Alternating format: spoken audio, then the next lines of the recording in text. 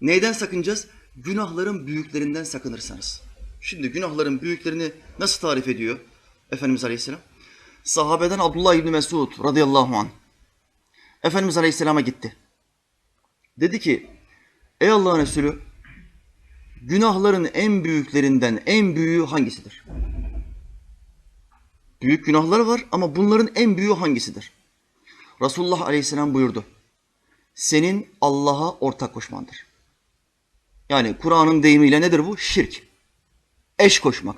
İlahın yanına, yerlerin ve göklerin sahibinin yanına bir tane daha ilah koymak. Allah yapıyor ama bir tane daha yapan var. Bu şirktir. Hüküm koyucu ve kanun koyucu olarak Allah'ın yanına başka kanun koyucular koymak. Evet, Allah'ın şeriat denilen bir sistemi var. Yanılmaz bir sistem. Ama bu sistem de güzel. Bu da olur, ona alternatif.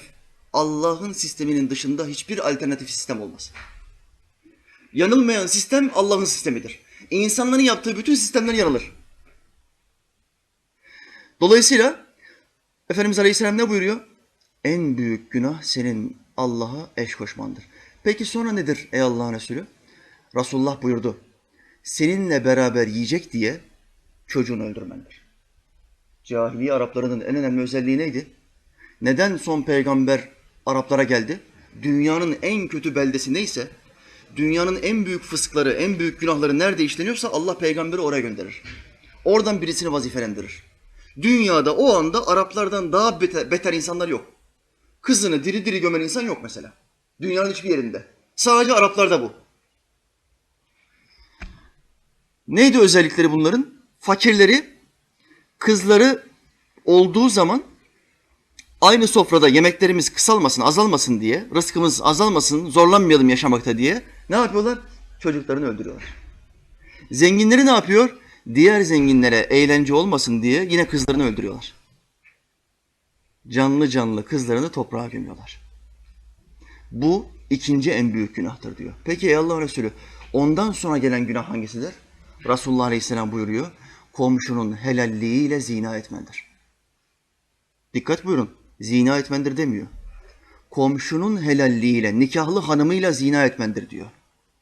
Başka hadislerinde Allah Resulü Aleyhisselam buyuruyor ki, yabancı bir kadına bakmak göz zinasıdır.